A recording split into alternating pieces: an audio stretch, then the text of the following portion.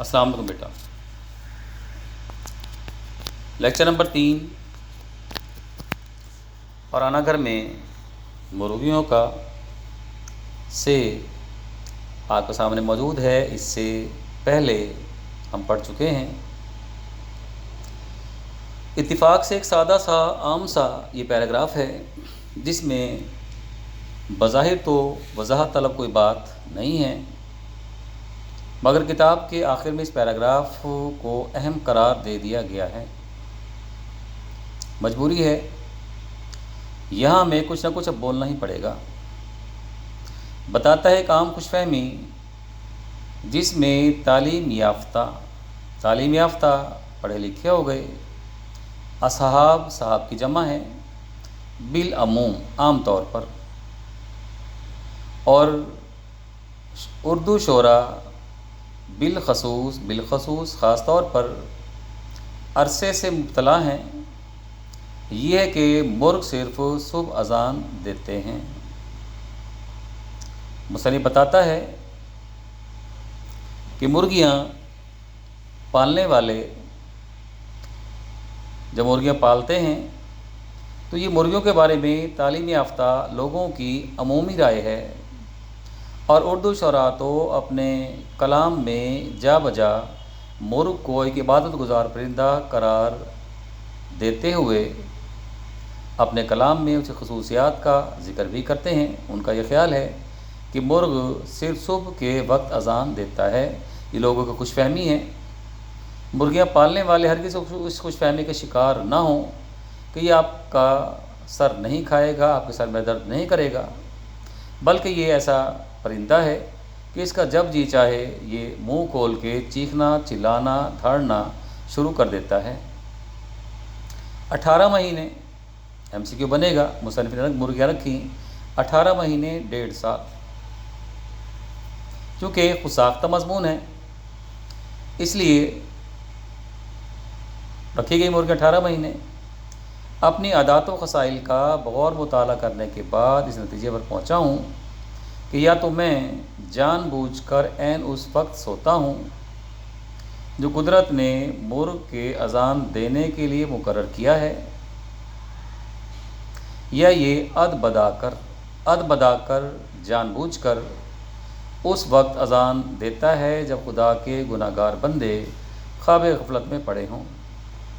خواب غفلت کی نیند ہو گئی، بے خبری کی نیند سونا ہو گیا۔ مصنف بتاتے میں نے بھی سنا تھا کہ مرغ صرف صبح کے وقت اذان دیتا ہے۔ 18 ماہ میں نے مسلسل مرغیاں رکھی، اور رکھنے کے بعد مرغیاں میں اس نتیجے پر پہنچا ہوں کہ یا تو میں جان بوجھ کر عین اس وقت سوتا ہوں۔ مصنف بتاتے ہیں یا تو شاید میری عادت ہے تاخیر سے سونے کی، کہ جب صبح کا وقت ہونے لگتا ہے، صبح مرغ کے اذان کا وقت ہوتا ہے، میری اس وقت کہیں جا کے آنکھ لگتی ہے، یا اس مرغے کو شاید مجھے کوئی الرجی ہے، چیڑ ہے، یہ جان بوجھ کے اس وقت اذان دیتا ہے جب خدا کے گناہ گار بندے غفلت کی نیند سوئے پڑے ہوں۔ باہر صورت MCQ بنے گا۔ ہمارے محبوب ترین اوقات اتوار کی صبح اور سپہر ہیں۔ سپہر دوپہر کا اگلا لمحہ جو وقت ہے وہ سپہر کہلاتا ہے۔ پھر بتاتا ہے آج بھی چھوٹے قصبوں میں کثرت سے ایسے خوش عقیدہ حضرات مل جائیں گے جن کا ایمان ہے کہ مرغ بانگ نہ دے تو پو نہیں پھٹتی، بانگ اذان ہو گئی، پو پھٹنا، صبح نمودار ہونا۔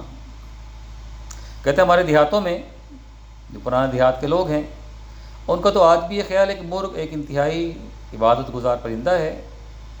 اگر یہ پرندہ صبح کے وقت اذان نہ دے تو شاید صبح نمودار نہ ہو، لہٰذا کفایت شیار لوگ، بچت کرنے والے لوگ الارم والی ٹائم پیس خریدنے کے بجائے مرغ پال لیتے ہیں۔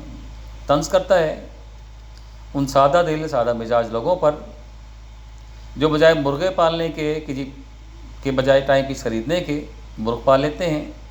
ان کا یہ خیال ہے کہ ٹائم پیس سے بھی تو وقت ہی دیکھا جائے گا، صبح کا الارم لگایا جائے گا، تو بہتر یہ ہے کہ کیوں نہ مرغ پال لیا جائے۔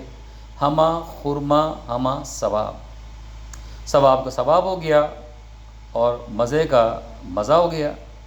بجائے ٹائم پیس خریدنے کے مرغ پال لیتے ہیں تاکہ مرغ صبح کو اذان دے تو وہ آسانی سے سحر خیزی کی عادت کو اپنا سکیں۔ بتنزن کہتا ہے مرغ اس لیے پالتے ہیں تاکہ ہمسایوں کو سحر خیزی کی عادت رہے۔ سحر خیزی صبح جلد جاگنا ہو گیا۔ مرغ پالنے کا مقصد ان کا یہ نہیں ہوتا کہ وہ خود جاگیں گے، بلکہ مرغ پال کے اپنی چھت پہ کہیں باندھ دیتے ہیں، دڑبے میں رکھ دیتے ہیں، اور مرغا چیخ چلا کے شور مچا مچا کے پورے محلے کو اٹھانے کی ذمہ داری سنبھالتا ہے اور وہ وقت سے پہلے لوگوں کو جگا دیتا ہے۔ بازوں کے گلے میں اب مرغ کی آواز پہ طنز کرتا ہے کہ بازوں کے گلے میں قدرت نے وہ سارے جلال عطا کیا ہے، سحر جادو ہو گیا، جلال روب ہو گیا۔ کہتے اس مرغ کی اگر آواز کو دیکھیں تو جی چاہے کہ پکڑ کے مدد سے گلا گھونٹ دیں۔ اتنا 1.5 چٹانک کا مرغ ہے، کلو بھر کا مرغ ہے، چٹانک بھر کا مرغ ہے، اور اتنی بھاری بھرکم آواز کا مالک ہے کہ نیند کے ماتے تو ایک طرف رہے، ماتے شکست کھائے ہوئے، ہارے ہوئے، ان کی بانگ سن کر تو ایک دفعہ مردہ بھی کفن پھاڑ کے اکڑوں بیٹھ جائے، اکڑوں پنجوں کے بل بیٹھ جانا۔ ایسی زور سے بیہودہ آواز نکالتا ہے کہ اگر اسے قبرستان میں لے جا کے اس سے اذان دلوائی جائے تو ایک بار اس کی آواز سن کے مردہ بھی کفن پھاڑ کے قبر سے باہر نکل آئے۔ آپ نے کبھی غور کیا کہ دوسرے جانوروں کے مقابلے میں مرغ کی آواز اس کی جسامت کے لحاظ سے کم از کم 100 گنا زیادہ ہوتی ہے؟ ابھی میں نے بتایا کہ چٹانک بھر کا مرغ ہے اور اس کا تو زور سے چیختا اور چلاتا ہے کہ لگتا ہے کہ اس کی آواز اس کی جسامت سے کم از کم 100 گنا زیادہ ہوگی۔ آگے بتاتا ہے میرا خیال ہے کہ اگر گھوڑے کی آواز بھی اسی تناسب سے بنائی گئی ہوتی تو تاریخی جنگوں میں توپ چلانے کی ضرورت پیش نہیں آتی۔ اتنا بھاری بھرکم گھوڑا ہے، اتنی معتدل اور درمیانی سی آواز نکالتا ہے، اگر گھوڑے کی آواز بھی مرغ کی آواز کے تناسب کے برابر ہوتی تو پھر شاید تاریخی جنگوں میں توپ جلانے کی ضرورت پیش نہ آتی، گھوڑے سرحد پہ لے جائے جاتے، گھوڑے ہی نہیں نہاتے اور سامنے والی فوجی ڈر کے مارے بھاگ جاتی۔ یہ حصہ یہاں ختم ہوا۔ اب اس حصے سے میں آپ کو دکھاتا ہوں، جو میں نے تشریح بنائی ہے وہ آپ ساتھ ہی دیکھ لیں گے۔ یہ آپ کی عبارت ہو گئی، ایک عام خوش فہمی یہاں شروع ہوتی ہے اور غفلت میں پڑے ہوں یہاں آپ کی عبارت ختم ہوتی ہے۔ عبارت میں مصنف ایک طرف مرغوں پر طنز کرتا ہے جو وقت دیکھے بغیر اذان دے دیتا ہے، تو دوسری طرف ان شعراء اور ادباء پر طنز کے نشتر چلاتا ہے جن کا یہ خیال ہے کہ اگر مرغ اذان نہ دے تو صبح نمودار نہیں ہوتی۔ مصنف کے نزدیک یہ ایک نہایت بیہودہ اور لغو خیال ہے۔ یہ خیال چونکہ شعراء کا ہے اس لیے ہم شعراء پہ چوٹ کر سکتے ہیں۔ گناہ گار وہاں مانے جہنم معاشر میں چھوٹ جائیں گے سارے، جہنم کو بھر دیں گے شاعر ہمارے۔ مصنف پہلے حصے میں شعراء اور ادباء کے بیہودہ نظریے کی نفی کرتا ہے اور بتاتا ہے کہ ایسی کوئی حقیقت نہیں کہ مرغ کی اذان کا وہ پھٹنے سے کوئی حقیقت میں کوئی تعلق نہیں ہے۔ دوسرے حصے میں مزاح کے پیرائی میں خود کی دیر سے سونے کی عادت پر طنز کرتا ہے کہ ہم چونکہ رات کو تاخیر سے سونے کے عادی ہیں تو لگتا ہے کہ یا تو ہم جان بوجھ کے تاخیر سے سوتے ہیں جو مرغ کے اذان دینے کا وقت ہوتا ہے، یا یہ مرغ ہمیں چھیڑنے کے لیے جان بوجھ کر اذان اس وقت دیتا ہے تاکہ ہم مسلسل شش و پنج کا شکار رہیں۔ ہم پھر بات کر سکتے ہیں رات کو تاخیر سے بستر پر جانا کسی طور شریفوں کا شیوا نہیں۔ عبارت میں مصنف مرغ کو ایسا پرندہ ثابت کرنے کی بھی کوشش کرتا ہے جو خود بھی عبادت گزار ہے اور لوگوں کو بھی خدا کی عبادت پر مائل کرتا ہے۔ پھر ہم کوٹیشن بنا سکتے ہیں کہ مرغ ایک عبادت گزار پرندہ ہے۔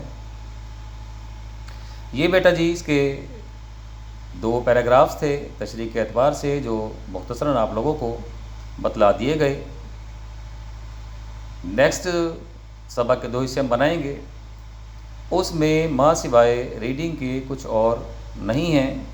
ہم کہیں نہیں رکیں گے، آپ کو میں نے بتایا تھا پہلے بھی کہ جہاں عبارت ہوتی ہے وہاں ہم رکتے ہیں، وضاحت کرتے ہیں، اور ورنہ پھر ہم آگے بڑھتے جاتے ہیں۔ اجازت دیجیے، لیکچر کا وقت آپ کے ختم ہوا۔ اگلے لیکچر میں آپ سے پھر ملاقات کرتے ہیں۔ اللہ حافظ۔